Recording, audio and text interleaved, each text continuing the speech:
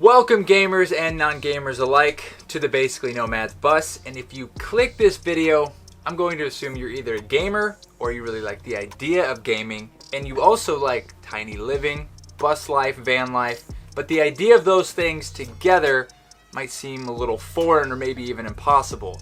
Well, me and my wife Bree, along with our dog Archie and cat Tillo, have been living in this bus for over 2 years now, and we've been traveling full time for the past 4 months, and I've been able to game in all kinds of places. I have to say, it's pretty amazing to be able to game anywhere. And I'm going to show you exactly how. Let's get right to it.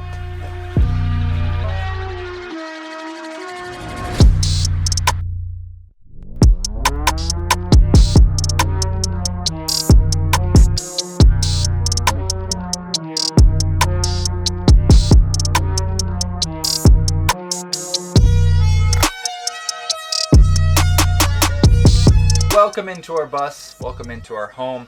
Today we're going to be focusing on my space, a place that you'll most likely find me if I'm not outside. So the process began 3 years ago. We started talking about doing this whole bus thing, actually converting a school bus into a home.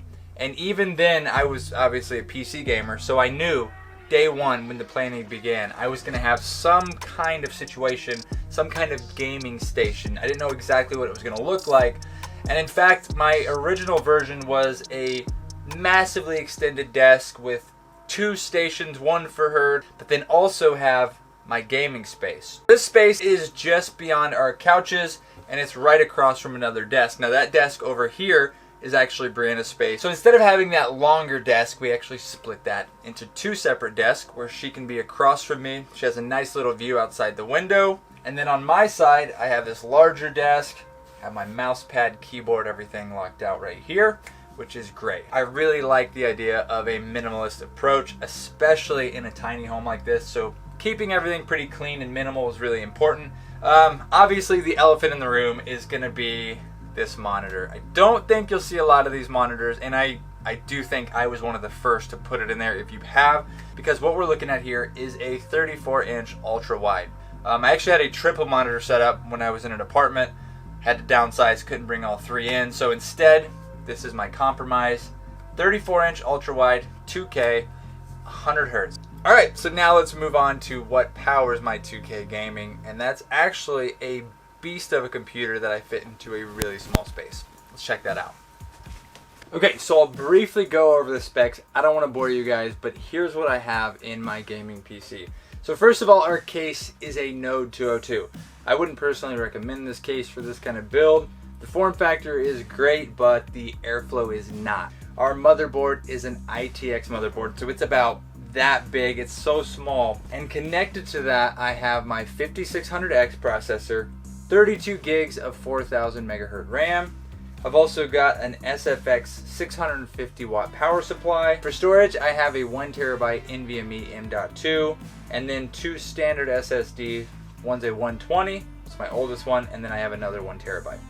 So finally, I have a 3070, and I actually got it at MSRP. So that was a great find, and definitely the cherry on top to make this an awesome gaming system. The last thing I'll say is I really should have splurged for the 5900X, since I do a lot of editing, photo work, things like that.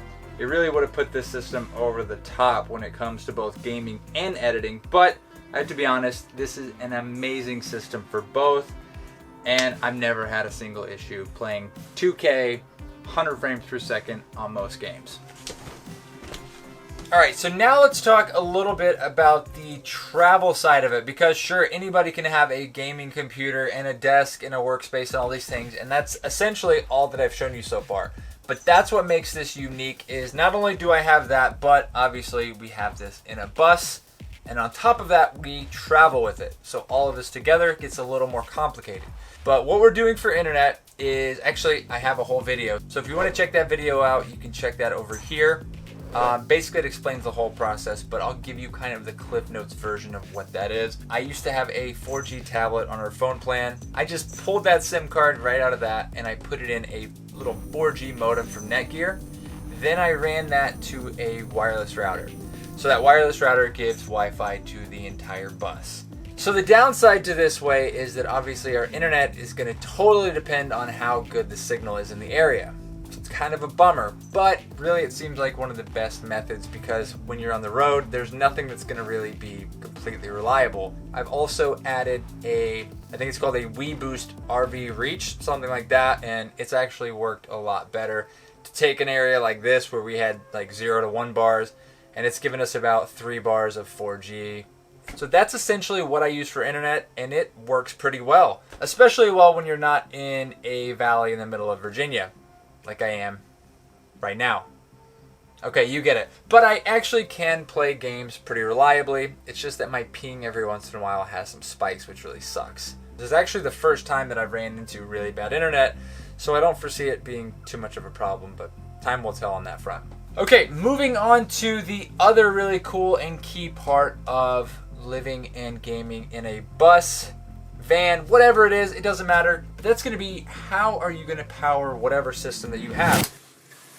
Okay, so I actually realized while I was editing the video that I forgot to mention that clearly one way to power your bus and your van or whatever is to be on shore power, which we actually are right now, and that is the main way that I power my gaming PC. But I also can power it through solar, which we'll talk about in just a second. Just wanted to throw that in. Alright, back to it. It could just be that you have an Xbox or a Nintendo Switch, and actually those devices are way less power hungry than a beast of a gaming computer like we have right here. So we have a really, really nice solar system and a huge battery bank. So if we were to lose power right now, I could actually run this gaming system for hours. I'm usually gaming for a few hours at a time, and it's not going to drain my batteries. The downside is for our system, we only have 740 watts at the moment. So if I'm running at 400 watts on my PC, obviously I'm just producing enough to power other things in the bus. Now I do have to say our solar system is getting much bigger, and I'm actually working on upgrading that right now. That's why we have a battery bank that's actually sized much larger than the rest of our system, because we're going to be having up to 1600 watts, and when we upgrade to that point, then we will be able to power the PC and sometimes even the AC and the fridge and everything, all of our lights at the same time. I've actually seen a huge inspiration of mine, the Fine Print. Maybe you guys have seen him too. He's doing van life with the PC, and his solution was to use a gaming laptop. It's a great way to do it because it's going to consume way less energy, so you need far fewer panels. Well, he also has a much smaller roof on a van, so he can't have as many solar panels. So that kind of works out and makes a lot of sense, and he can game for much longer even if he doesn't have very good sun. Which in our case, obviously we have a much bigger roof, more panels, more power, more frames. I will be doing more videos on solar because that's something that I find very interesting, especially all connected to gaming and things like that. Well guys, that's pretty much it. The last thing that I'll cover, just in case you guys are interested, is the different games that I play. Really, I play almost anything. My genres are all over the place. But some of my definite favorite games that I like to go back to are Terraria, I like Minecraft. I'm currently playing Call of Duty Warzone because I have some friends back in Illinois and a friend in LA, and that's just kind of how we get together. So whatever games they're playing, I will definitely jump in. I also like games like Divinity Original Sin 2. That's a great game that I'm really enjoying. And pretty much any Resident Evil, I'm a huge fan. So I'm a little bit all over the place, but yeah, if you guys are interested in ever playing, especially if it's some Minecraft, because I'm totally trying to get back in on some Minecraft, hit me up on Steam at Interstellar Bruh, and we might make something happen. So I'm gonna get back to gaming, and I will see you guys in the next video. Oh yeah, and don't forget to subscribe and like and comment. Let me know if you guys have any other questions. I will definitely answer anything that you guys have for me. See you next time.